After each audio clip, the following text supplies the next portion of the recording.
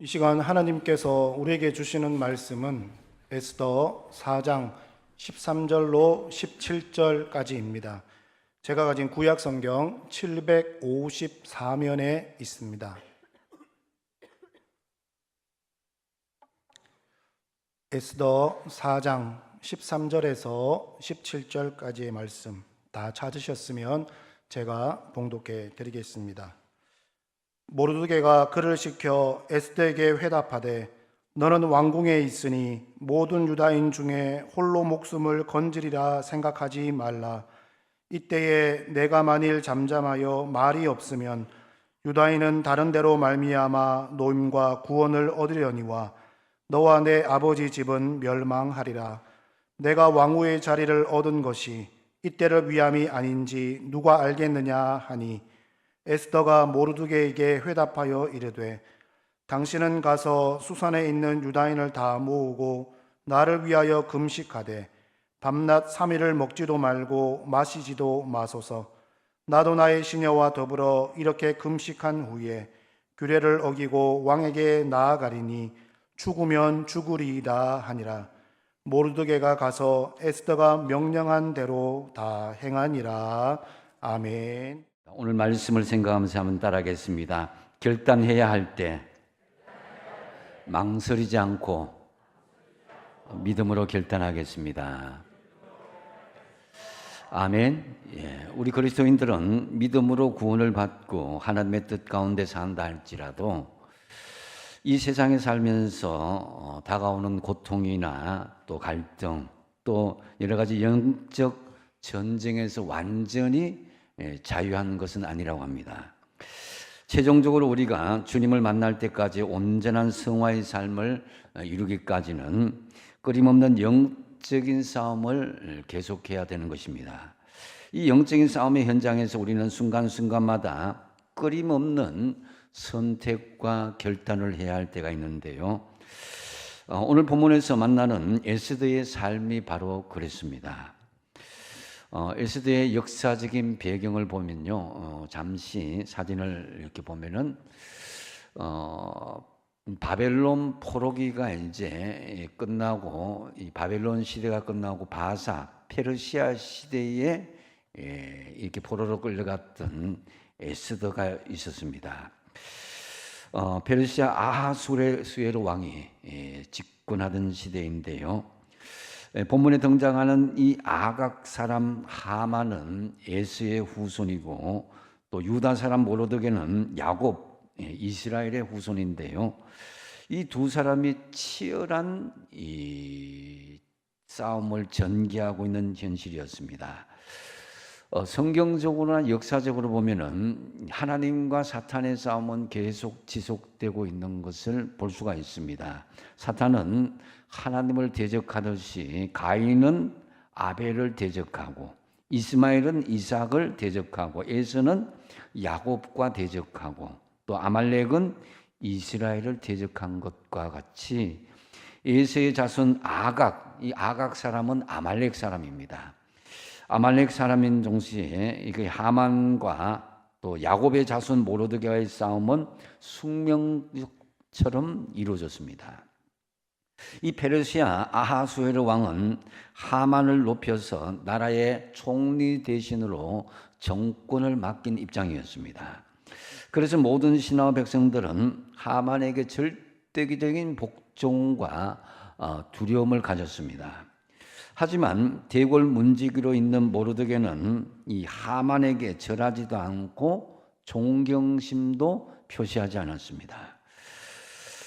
그래서 이에 절대 권력을 가진 하만은 이 모르드게뿐만 아니라 그들의 동족인 유대인을 완전히 멸살하고자 하는 그런 음모를 꾸미게 되죠.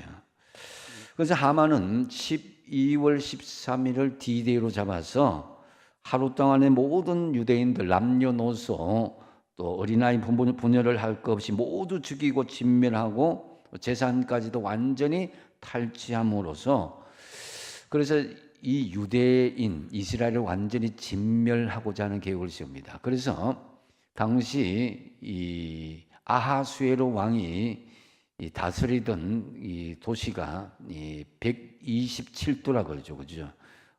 그래서 인도에서 이디오피아까지 엄청난 그런 지역에 조서를 다 보내고자 했던 것입니다.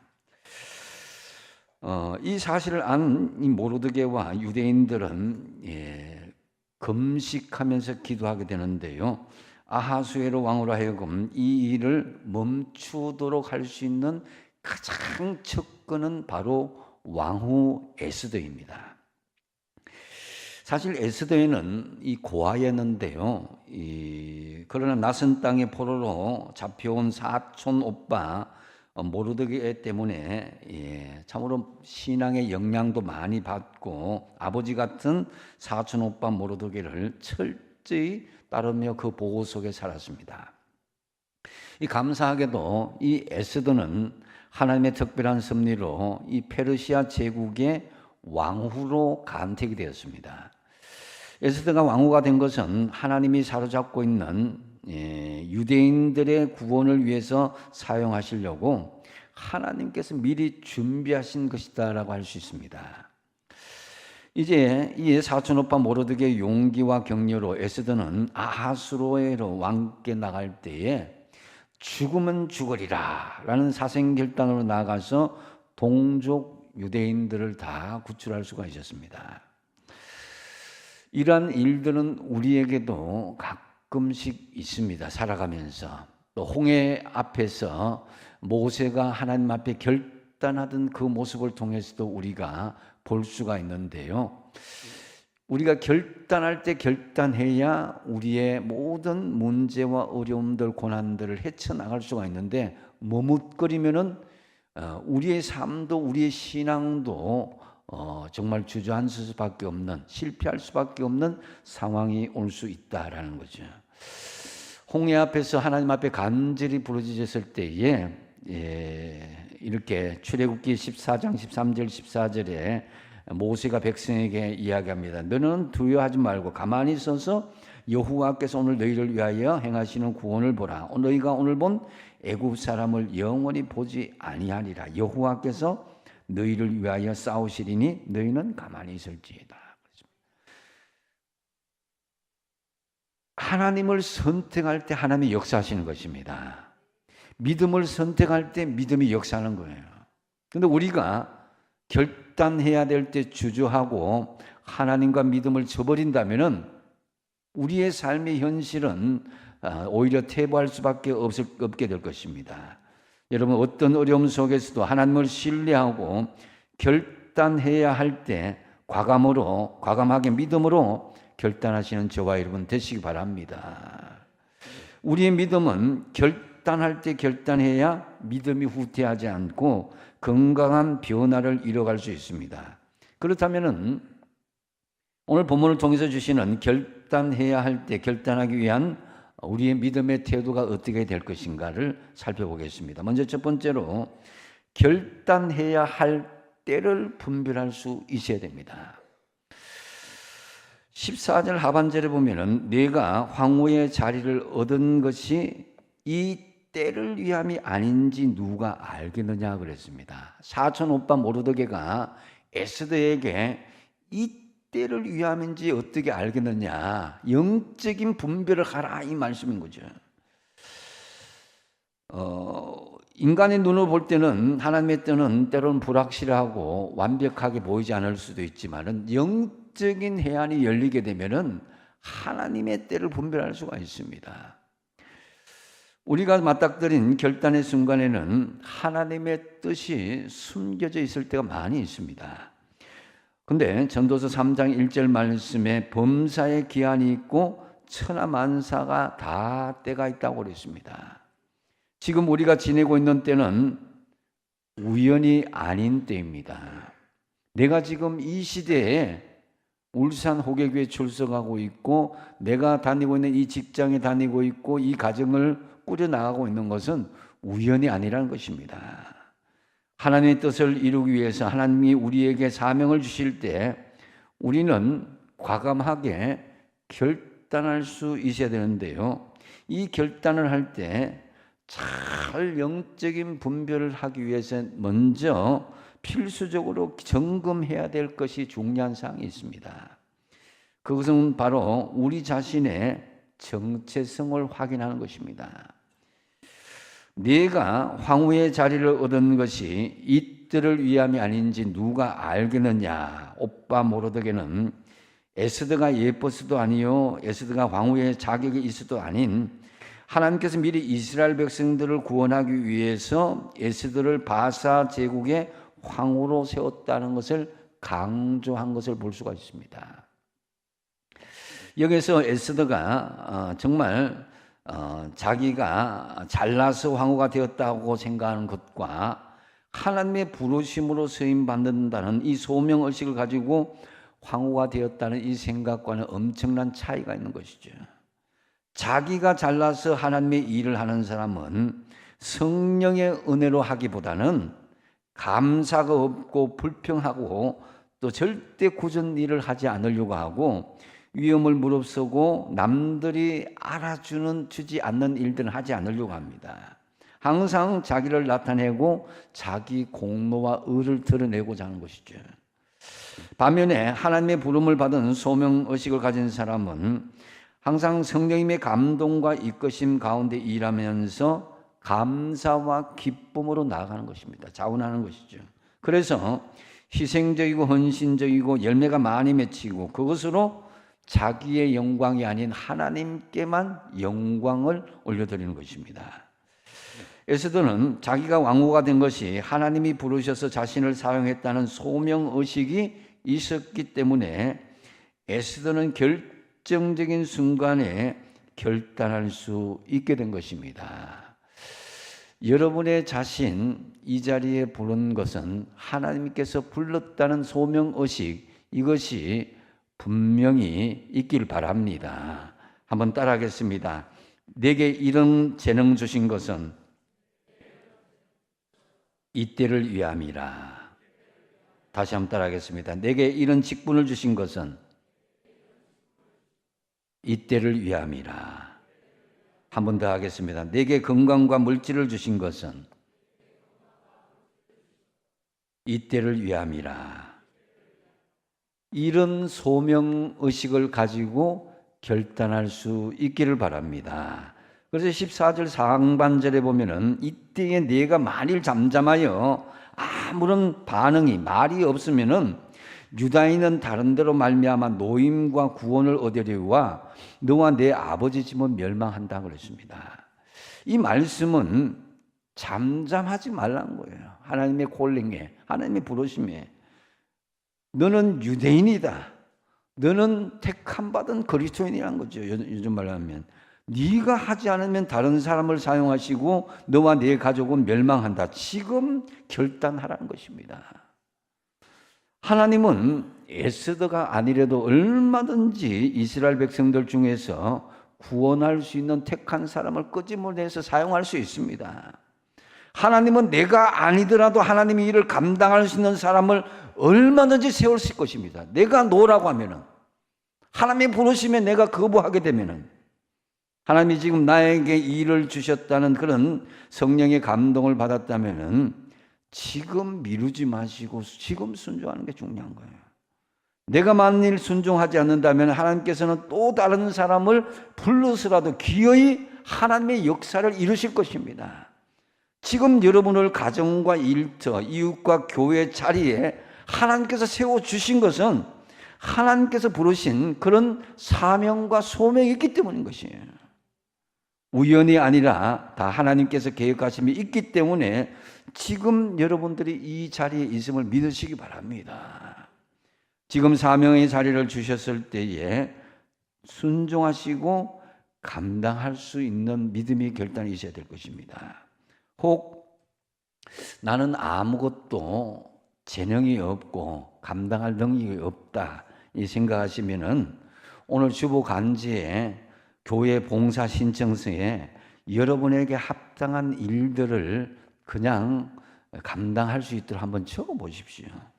결단해야 될 때 결단하시고 기회 주실 때에 여러분이 섬기고 봉사하고 순종하는 마음이 중요합니다.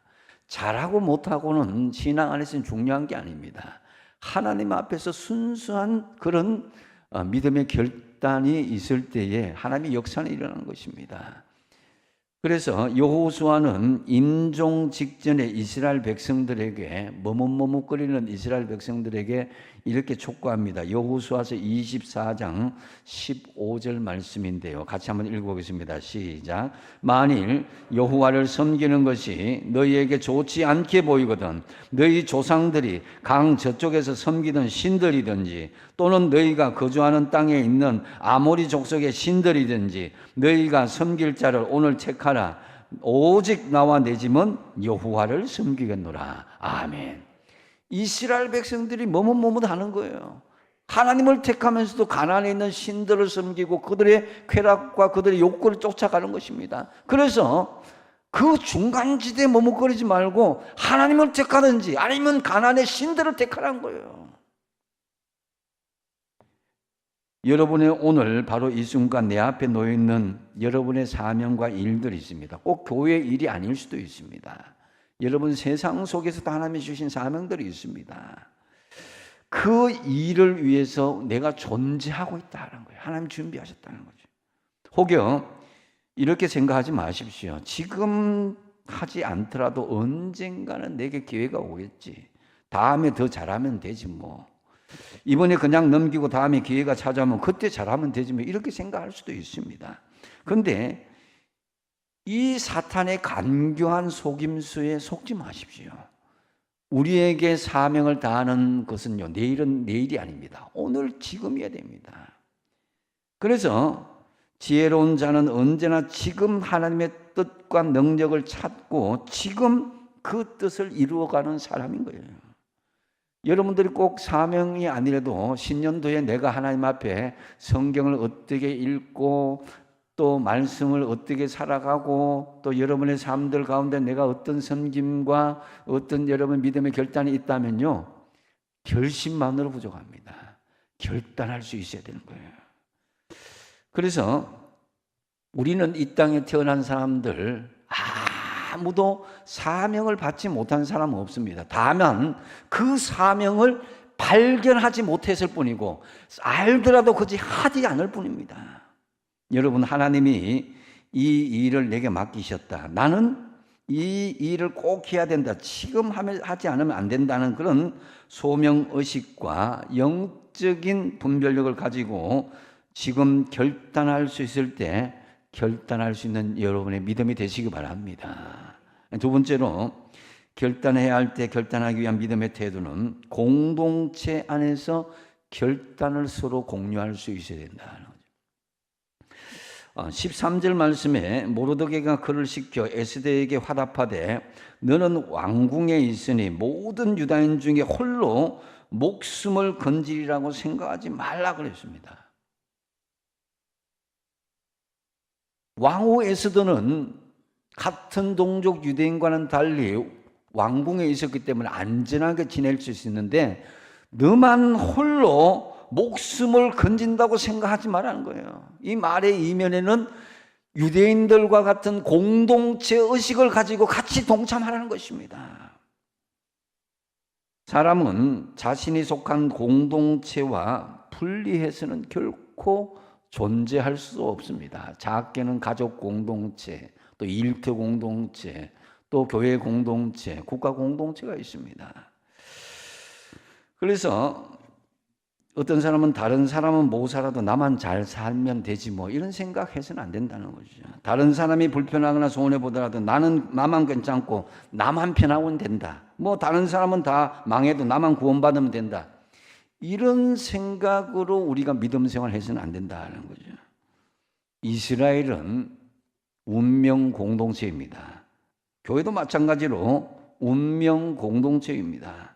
운명 공동체란 한 배를 타고 같이 살고 같이 죽는 거예요. 배가 침몰하면 선장도 기관장도 갑판장도 선원도 승객도 다 함께 빠져 죽게 되는 것입니다. 교회 공동체가 잘 되어야 여러분 개인이나 가정이 잘 되고 개인과 가정이 잘 되어야 교회 공동체가 잘 되는 상호 호환이 되는 거예요. 에베소서 2장 19절에 주님께서 말씀하십니다. 같이 한번 읽어보겠습니다. 시작. 그러므로 이때부터 너희는 외인도 아니요 나그네도 아니요 오직 성도들과 동일한 시민이요 하나님의 권속이라. 아멘. 우리는 하나님의 권속인 거예요. 그래서 권속은 헬라어로 오이케이오스라고 그랬어요. 이건 이제 집이나 가정, 가족이란 뜻입니다. 그러니까 하나님을 믿음으로 해서 한 교회에 속하게 된 사람들은 인간적인 조건이나 환경을 뛰어넘는 한 가족이 되었다는 거죠. 한 공동체, 운명 공동체가 되었다는 거죠. 예수 믿는 순간부터 너희는 하나님과의 한 가족이고 운명 공동체다라는 거죠.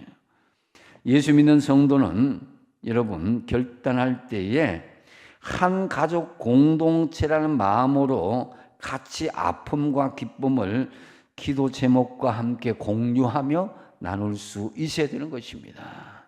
모르드게가 그걸 촉구한 거예요. 네 혼자만 왕궁에 있다고, 편안하게 잘 산다고, 너 혼자 산다고 생각하지 말라는 거예요.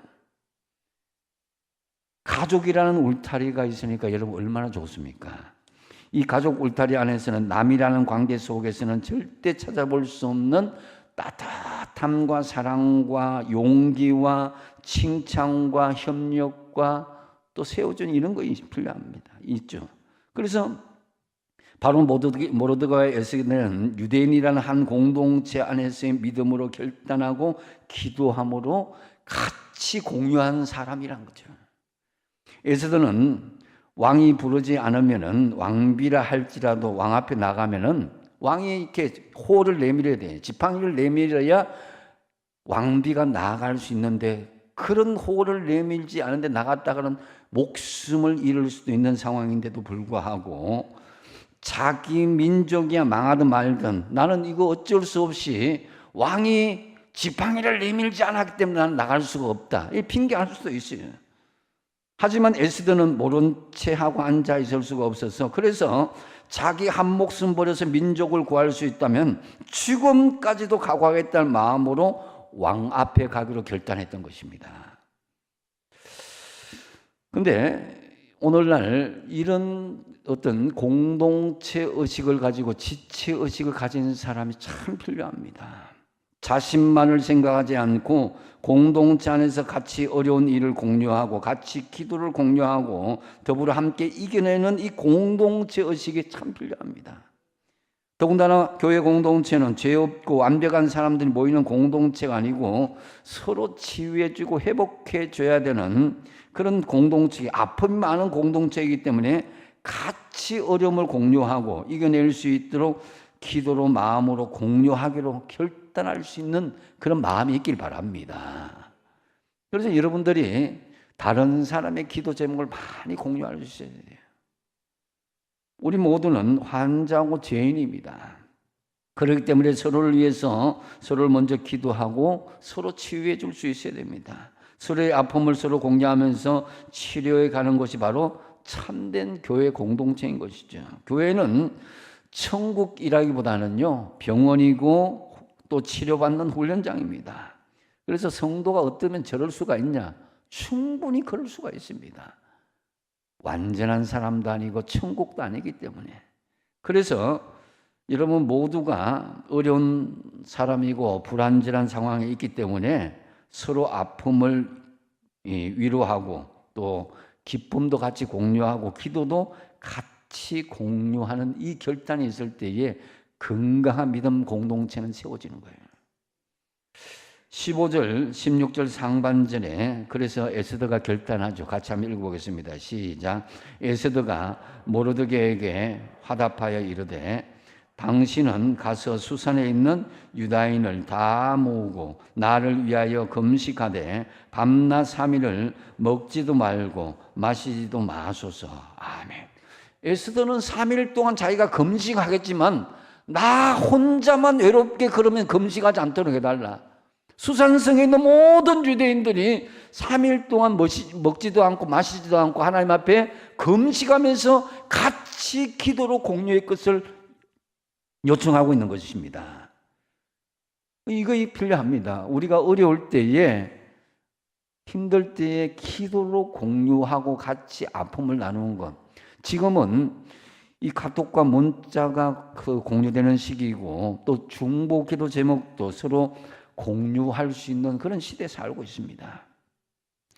여러분 혼자라고 생각하지 마시기 바랍니다. 또 반대로 혼자 잘 먹고 잘 살겠다고 생각하지도 마시기 바랍니다. 우리 울산 호계교회 안에서 서로 우리는 하나 된 공동체입니다. 우리는 살아가면서 때로는 혼자 이겨내기가 너무 힘들 때가 있습니다. 혼자 결심하고 결단하면은 어느 정도는 가겠지만 그것이 쉽게 혼자 이겨내기 힘든 것들이 많이 있습니다. 그러므로 우리 교회 공동체 안에서 같이 기뻐하고 같이 아파하고 같이 기도로 공유하시는 믿음의 결단이 있기를 바랍니다. 자존심 상해하지 마시고 여러분의 어떤 인간적인 그런 명성에 침해받는다고 생각하지 마시고 하나님 안에서 한 가족이요 공동체라면은 기쁨과 아픔과 기도 제목 공유할 수 있게 되는 거예요. 그리고 결단해야 할 때 결단하기 위한 믿음의 태도는 세 번째로 희생하는 결단은 무엇을 일으킨다? 하나님의 역사를 일으킬 수 있다는 거죠. 16절 하반절에 나도 나의 시인녀와 더불어 이렇게 금식한 후에 규례를 어기고 왕에게 나아가리니 그 다음에 읽어봅시다. 어떻게 된다고요? 죽으면 죽으리라. 에스더의 이 죽으면 죽으리라는 결단은 에스더가 하나님의 뜻을 위해서 자신의 안전을 포기하고 희생할 준비가 되었다는 것을 보여주는 거예요. 이 결단은 결국 유다 민족을 구원하는 중요한 이 전환점이 되었습니다. 하나님의 뜻을 따르고자 희생하는 결단은 때로는 위험하고 두려울 수도 있지만은 이 결단을 통해서 구원을 이루는 중요한 역사를 일으킵니다. 예수님은 십자가의 결단을 통해서 우리를 구원해 주셨습니다. 마찬가지로 우리의 희생하는 결단은 하나님의 구원 계획 속에서도 역사를 일으킬 수 있음을 믿으시기 바랍니다. 다윗이 골리앗 앞에서 희생하는 결단을 했을 때 그것은 하나님의 이름을 위한 결단이고 그로 인해서 이스라엘이 구원을 받았습니다. 우리의 희생적인 결단으로 하나님의 역사는 일어나게 될 것입니다. 이 믿음의 결심이 있으면은 우리는 때로는 희생하더라도 그것을 결단할 수 있게 되는 거예요.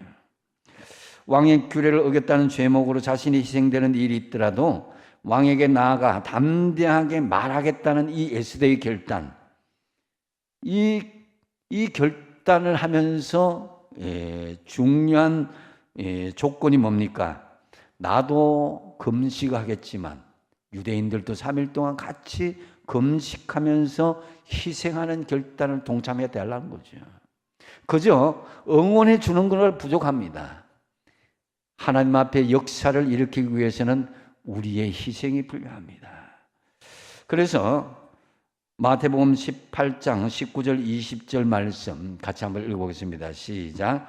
진실로 다시 너희에게 이르노니 너희 중에 두 사람이 땅에서 합심하여 무엇이든지 구하면 하늘에 계신 내 아버지께서 그들을 위하여 이루게 하시리라. 두세 사람이 내 이름으로 모인 곳에는 나도 그들 중에 있느니라. 아멘. 하나님은 우리에게 일방적으로 주시는 분이 아닙니다. 준비가 되지 않은 분에게, 그런 사람에게 함부로 응답 주시는 분이 아닙니다. 받을 만한 사람, 갈급한 사람, 애통한 사람, 희생이 있는 사람에게 하나님이 역사하시는 것이죠. 우리가 싸움할 때 죽기 살기로 덤벼드는 사람은 이길 수가 없어요. 하나님께서는 우리의 희생하는 금식 기도의 결단을 통해서 역사를 일으킬 수가 있다는 것입니다.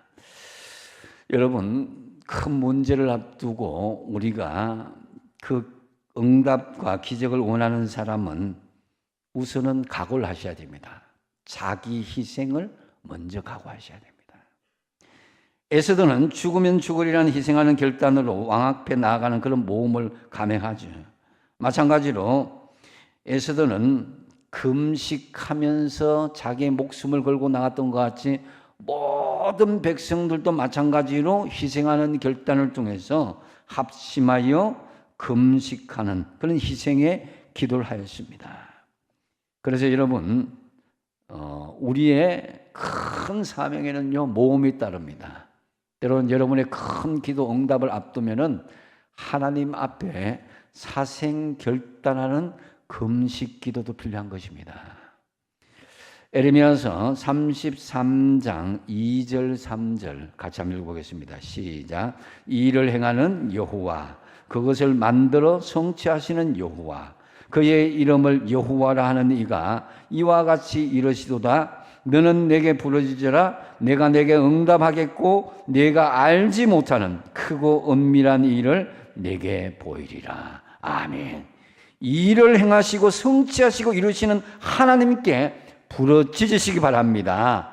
때로 일사각오로 금식하며 희생하며 결단하는 자세로 기도할 때 하나님의 기적의 역사는 일으키게 되는 것입니다. 우리가 먹을 거 다 먹고 우리가 편안할 거 다 편하면서 편안하게 하나님 응답해 주십시오. 이건 안 됩니다.